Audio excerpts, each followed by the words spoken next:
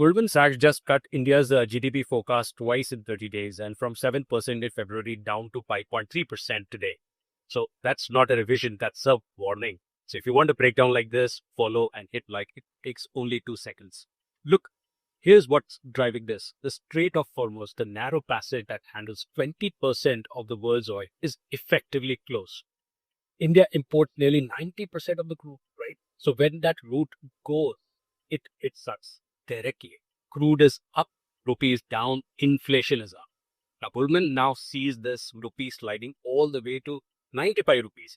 And here's where it gets uncomfortable. Goldman used the word stagflation in their report today. Now slower growth and higher inflation at the same time. Normally, when growth slows, RBI cuts the rates. That's the playbook. But with inflation rising, they can't come. So Goldman is actually predicting a 50 basis point rate hike instead.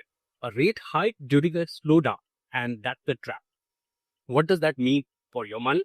Home loans get more expensive. Corporate borrowings cost up more. Margins will get squeezed. And when margins get squeezed, valuations fall. Not just because the news is bad, but because the actual math changes. And that's why market don't just fall on the headlines. The number downstream stops working. But here's what most people are missing right now. A weak rupee is a genuine tailwind for Indian exporters. Infosys, TCS, Sun Pharma, they earn in dollars. At 94 per dollar, every export dollar converts to more rupees on their books. And this is a broad headwind for India's economy.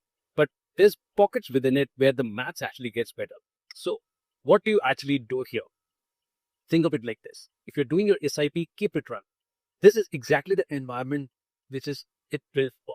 If you have fresh capital, look at IT and pharma, export-driven primarily, that benefits rupee weakness. And stop trying to tie the bottom. Nobody catches it perfectly, not even Goldman apparently. And say this and share it with the one who is backing right.